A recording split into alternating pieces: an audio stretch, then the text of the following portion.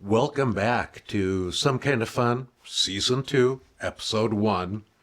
13th episode for those of you that are good at math. And I'm joined by the fabulous Cat Hixon-Smith, who's renowned throughout the Twin Cities. Most of you probably know her as Pony from Ryan and Pony and from the Melismatics. Welcome. Thanks for having me. You bet. How are you tonight? I'm all right. Just a little tired and just had the day off, and I think when I have a day off, that's when I'm like I can relax. So Oh, good for you. Yeah. Good for you. Mm-hmm. So you your family life growing up makes it such an interesting story about how you got going in music. Can you talk about that a little bit? Yeah. So I grew up with deaf parents, culturally deaf. My dad is technically hard of hearing. He has aphasia, so he actually can hear music. Okay. My mom cannot.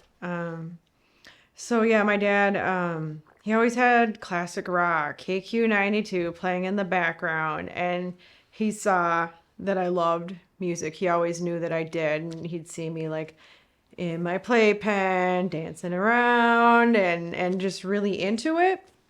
And I always wanted to get a guitar. I always, it was always an instrument before ever singing. Maybe because my dad didn't speak and Right. my mom is deaf, and that the idea just seems scary to me to ever Yeah. sing. So I remember just always asking for a guitar, I think since I was like 6. Uh-huh. And I didn't start off that way. I started off on the violin, and then it was always like they'd let me try it, but I think they had this expectation that I had to be good right away in order for me to keep doing it, or I'm not quite sure why they didn't keep me doing it. But there was that, and then there was the flute, and I hated the flute. I was like, this is the worst instrument ever. I mean, I don't know. And like the band, and that was not the instrument I wanted to play. And the band teacher's like, well, you have a longer upper lip, so you'd be really great at like blowing into that. And I'm just like, yeah, okay.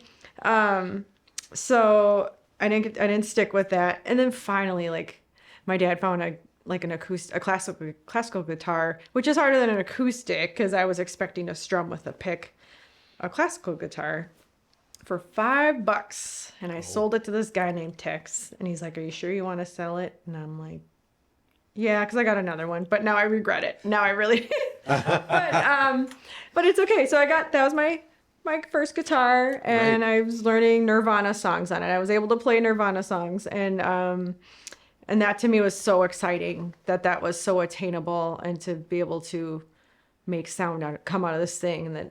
And I think playing violin probably helped me pick it up, Sure. because I didn't take lessons until I was older. Okay. And I got my electric guitar when I was like 15. And All right. that was even better. Then the fun really started. Yeah, that's when the fun really started. You get your electric guitar at 50, and so were there bands then through high school? I mean, what led up to the Melismatics, I guess? So I didn't want to start a band with anyone in my high school. Like, I knew, like, I feel like I'd be too judged.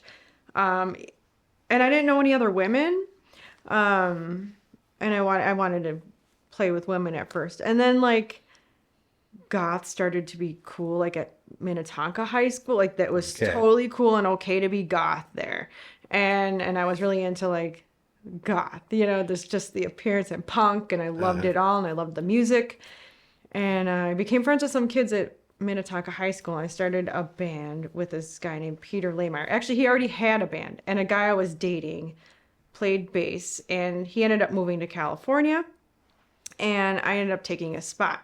And it was so fun. So we just play like basement parties, and and I felt free to be myself, and like I even sang a song, which was like a huge step for me.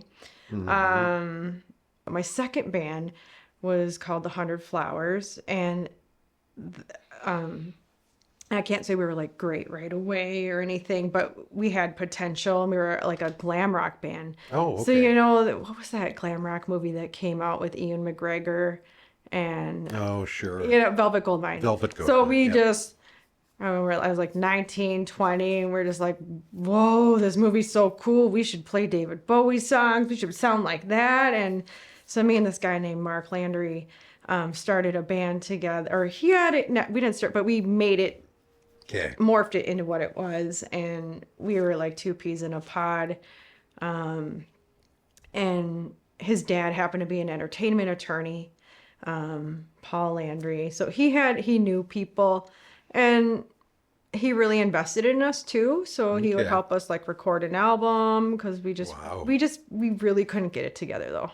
Like we couldn't get it together to go on the road. We couldn't like, we would try or we'd have all these great ideas.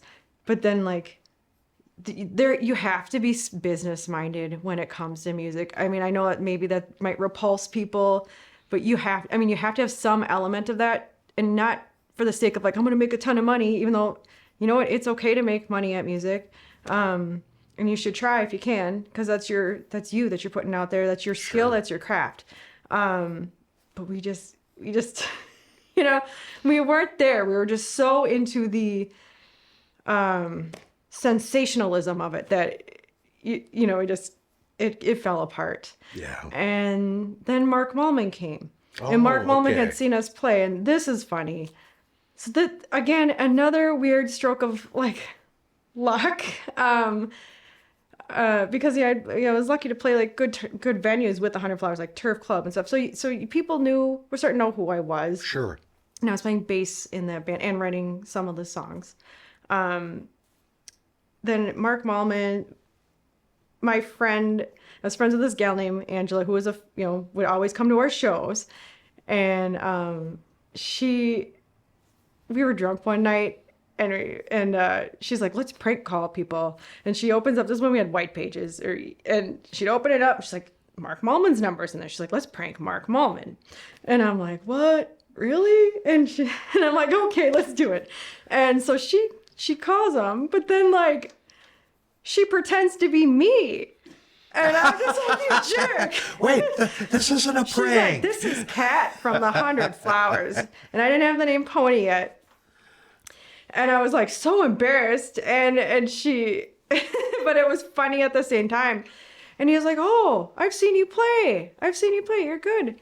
And then Mark and I connected from that. Oh, wow. And he's like, we should do some music. Or I can't remember because I was drinking. Like, I don't remember how it came to be, but I ended up auditioning Okay. to play in his group. Like, it was just a very chill. So I'm so thankful. Like, we were just hanging out. And, like, Mallman is, like, such an easygoing, at least with me and with anybody, I think, most people. But it was such an easygoing audition that didn't even feel like one. It's just, like, we're hanging out. And I remember, like, playing on the drums. And then I remember, like, moving on to bass. And I remember, like, not up to the music caliber that he was at for sure. So realizing like, oh my gosh, I got a lot to learn here, because his songs change chords a lot. And When he starts yelling at the bassist what key he wants them to play in. well, he taught me a trick. He's like, look at my thumb on the piano. That's where you need to be. And then that really propelled me to move on to like, and I did take music lessons, but they stuck to tab.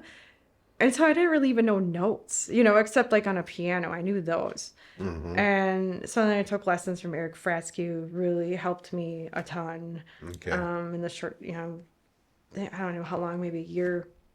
So there was that. Now, what a wonderful experience. And for Mallman to extend, like to trust me and to allow me to play in his group because I wasn't up there yet to the level of people that he was playing with, but he saw something, and then I'm sure he saw the energy you bring and that to your energy. performance. And, Yeah. I mean, Yeah. you're well renowned. For that, so, Well, thank you. yeah. Thank you. And then of course I met Ryan through Mallman. And I loved the Melismatics. I was like, oh, they're so good to me. They were like Aerosmith or something. I was like, they're that level of songs. And so when you go see them live, I just felt like whoa, this is amazing. Their singing and everything was just, the musicality was so awesome to me. Yeah. And, but I remember him saying that someone was leaving, and I'm like, oh, really? And I'm like, oh, your band's so cool. I would love to be in your band. This is before we were even dating. And he's like, well, I'm like, well, I'd have to learn, like how to play that way. And so he gave me guitar lessons, and he made my guitar playing the way it is, today. I could practice more for sure. And I need to, I just don't have time. But, he definitely, it started there. There's someone left and someone else took the spot, and then it became an option for me to come in. And this was after we were already married, at this point. And so I had to audition, and I have to tell you, my first audition, like, I broke down and cried because I felt like I was so, like, under the microscope, and I was in college and just did, like, my final exams. So I was more focused on that than learning, like, new infection, all those parts. But it's fine. It worked out. I ended up being in the band anyway. So not even, but I'm sure it scared them a little bit, the drummer and the bassist. But. So just for anyone watching who doesn't know, you're married to Ryan Smith of Soul Asylum, and of course Melismatics fame, and a lot of really fun solo work. Yeah. And a band called Ryan and Pony, which I love. And we haven't played for a while. I know. That is really, I feel like we didn't, we got to do more. Yeah. You're in a band called the Mood Swings. Yes. And that had been going previously, correct? And then you kind of came in its newest iteration. Can you talk about that at all? Well, yeah. So actually, I did play a bass on one tune in the first record. Okay. And actually did want me to join long time to play bass. All right. Initially, and that's when, like, Laura Bennett played drums, so it would have been an all female. But I was so busy with melismatics. I was like, I can't. That's the thing. It's like, I want to say yes to everything, but I want everyone to have a good experience, and it's not going to be a good experience if I spread myself out thin. Anyways, so yeah, Mood Swings. So there's that.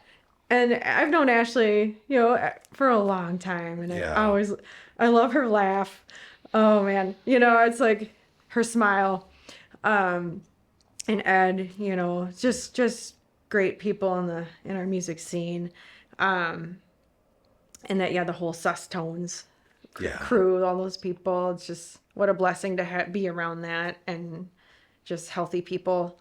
So, and supportive people. And that's what I mean, it's just a good thing to have. So Ashley, something happened where she needed me to fill in. 2 summers, two summers ago. And that was good because I had stopped playing music really completely. I had stopped because I was doing other things, and I was like, oh yeah, I'll do it, and I'm like, ooh, it's big shoes to fill to sing like Sally. I can't sing like Sally. she's Sally, also great, wonderful singer, performer, and person, and I am able to do what I do, in the group, which is like, I got to pick out other guitar parts that would complement Ashley while she's singing, when she's going to strum chords. Because to me, I'm like, I don't just love just strumming chords there if it's already happening. So anything else you want to share with us? We hope there's another replacement show. Oh, yes. Coming up. I hope so. I mean, nothing's, tends to get booked around. Usually it's in December. It's in the Black Friday to December, early December kind of range. And, we try to do it every year. And we have guest singers that come up, and that's so fun.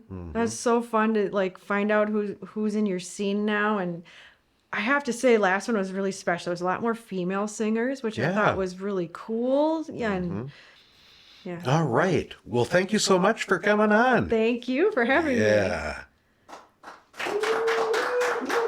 Was that all right? Perfect.